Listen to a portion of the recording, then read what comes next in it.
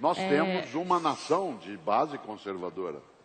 Se você observar, eu costumo dizer que até a gente no diálogo, no livro, trouxe isso à tona, nós ainda temos no Brasil uma percepção mais coletiva que é monarquista. Nosso desejo é um monarca, uma monarca, em várias situações. Aquilo que no Brasil se tornou o populismo getulista, ou mais tarde outras feições que ele teve, em grande medida ainda é uma nostalgia monárquica que nós carregamos. Eu acho, por exemplo, que uma parcela significativa da nossa formação nacional tem sim o conservadorismo como sendo seu meio de expressão e proteção.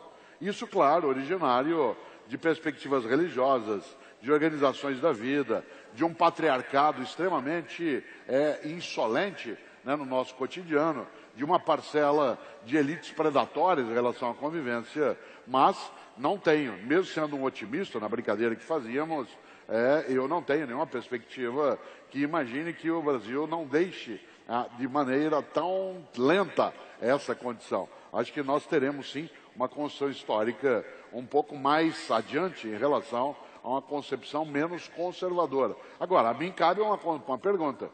E por que não ser? Qual é o problema de ser conservador? Eu diria, você pode ser. Eu apenas acho que isso é para nós um atraso de existência nacional. Mas a democracia, no meu entender, corrigiria ou pode permitir que essa rota, né, tenha essa condição. Eu concordo com o Cortella. E quando eu falo de educação de gênero, eu também combato certa educação de gênero que acha que é errado ser conservador. Ser conservador não é ilegal nem imoral. E a gente tem que reconhecer que um homem que gosta de uma mulher e é fiel a ela não é estranho, não é fora do padrão, não é algo que deva ser combatido na escola. Os professores devam dizer que um marido pode gostar da própria esposa e ter prazer com a própria mulher semanalmente. E que isto depois o tem que aceitar. A gente tem que aceitar. Esse é o meu otimismo. Esse é o meu otimismo. Mas eu vou emitir uma opinião mais subjetiva do que todas que eu emiti. Eu acho que o Cortella toca numa coisa fundamental, que é uma maioria conservadora. A maioria da população brasileira e possivelmente mundial é conservadora sobre itens básicos. Por exemplo, se submetêssemos pena de morte a um plebiscito, acho que venceria largamente. Se submetêssemos a plebiscito a pergunta, casais homoafetivos podem adotar crianças? É possível que a maioria diria não, acreditando ainda que a sexualidade do filho é determinada pelos pais, o que é um absurdo, posto que todo gay é filho de casais heterossexuais, né? Mas, em todo caso, a maioria é conservadora. Mas nós tínhamos uma tradição no Brasil, uma minoria identificada com a esquerda, de grandes poetas, Carlos Drummond de Andrade, militante do Partido Comunista, Oswald de Andrade, militante do Partido Comunista, e outros, que davam voz a uma esquerda intelectualizada, minoritária, mas de grande alcance cultural no Brasil. Isto hoje, esse espaço da chamada esquerda, entre aspas, barulhenta, é disputado com uma direita barulhenta também. A novidade talvez seja que hoje tem dois lados gritando, e não apenas um lado elaborando. E de alguma forma, o Brasil redescobriu em 2013 a Guerra Fria, que o mundo encerrou em 89 com a queda do Muro de Berlim. Nós acabamos de descobrir que existe um choque entre capitalismo e comunismo. Como é uma ideia nova, que nós não tínhamos captado em 45 na Conferência de Potsdam, captamos agora. É uma questão. Nessa velocidade, a pólvora, o fogo e outras serão descobertas recentes também. Por favor, acho que o Pondé quer. Eu queria falar um pouco sobre essa questão, porque eu acho ela bastante importante. Primeiro, porque a oposição entre direita e esquerda, conservador e liberal, é um dos temas cujo significado das palavras é normalmente tratado no debate público da forma mais vagabunda possível que existe. É impressionante como a ideia de que o trabalho do filósofo, do educador, é de alguma forma melhorar o repertório das pessoas, nesse debate normalmente trata-se o repertório da forma mais comum que existe. E eu costumava sempre dizer para os amigos que quando você chama alguém de conservador ou alguém de direita no Brasil, é porque você não quer convidá-lo para jantar nunca mais na casa dele. Por isso que você faz uma coisa dessa. E eu diria o seguinte, primeiro, eu, por questões as mais variadas, tenho tido um razoável contato com países do leste europeu. E inclusive, conhecimento com jovens de 25, 30 anos, um pouco mais do leste europeu. E se você lança essa discussão no leste europeu, com essas categorias de esquerda, direita, conservador e liberal, eles vão ficar bem confusos com a discussão. Eles vão achar muito estranho, eles acham estranho que, por exemplo, categorias como socialismo, ainda, para nós aqui no Brasil, ainda regimentem tanta esperança, quando a história deles é outra.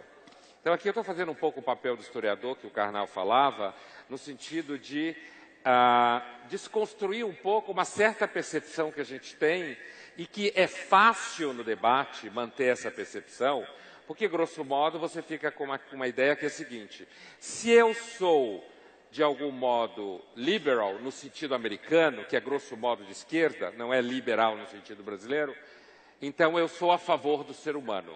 Se eu discuto algumas questões tomadas como progressistas, e elas são bem complexas, então eu sou contra o ser humano.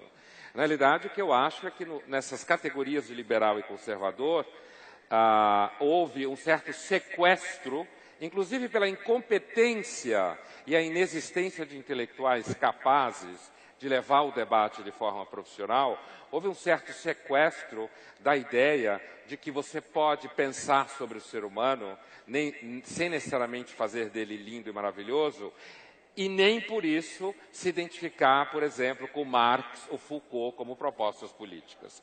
Eu acho que esse sequestro aconteceu e ele é fato na academia e ele é fato em grande parte do debate público.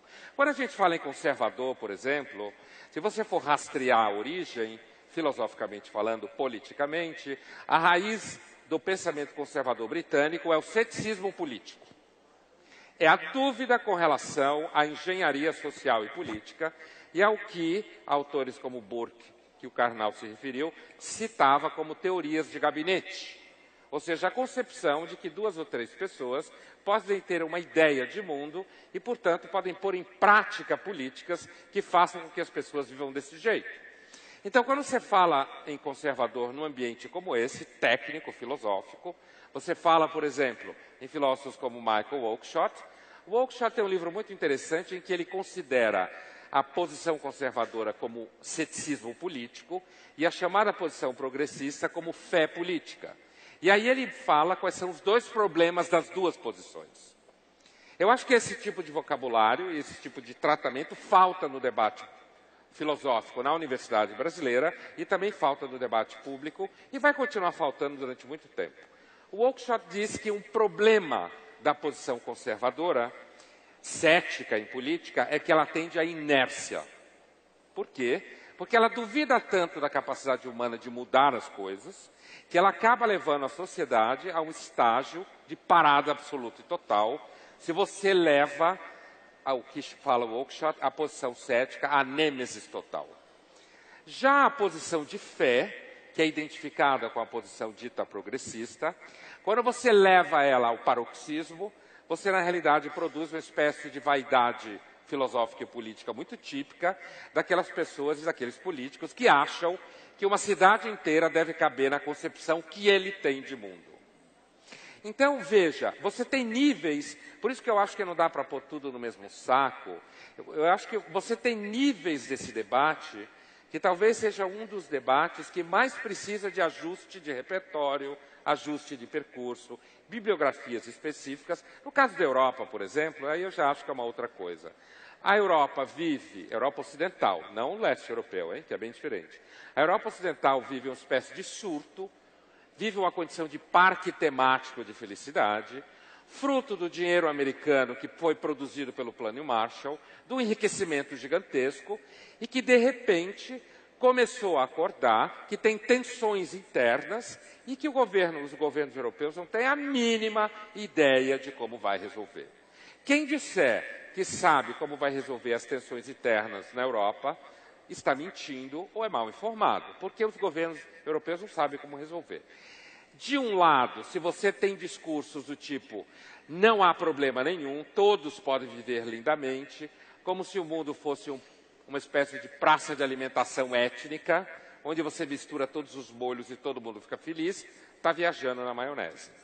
Por outro lado, se você afirma que as pessoas têm que mandar embora imigrantes muçulmanos que estão lá não sei há quantos anos, você vai cair seguramente na xenofobia e no tipo de crime racial, não há dúvida nenhuma. Então eu vejo o caso da Europa hoje, não só eu, como típico caso de aporia política, impasse, que ninguém tem a mínima ideia. Aliás, eu acho que a aposta europeia de resolver essa dicotomia é fazer com que os muçulmanos parem de acreditar na religião, porque ninguém sério levaria a religião a sério, e entendam que o único critério na vida é o cartão Visa, o Mastercard, cada um transar com quem quer, ninguém se meter na vida do outro, e não trazer concepções tradicionais de como homem e mulher devem viver, ou sei lá como for.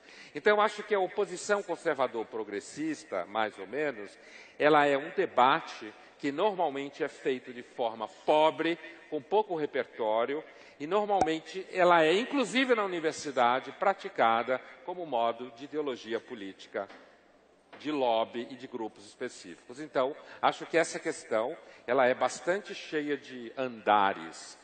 E aí exige mesmo muito tempo para a gente conseguir rastrear isso tudo na história da filosofia.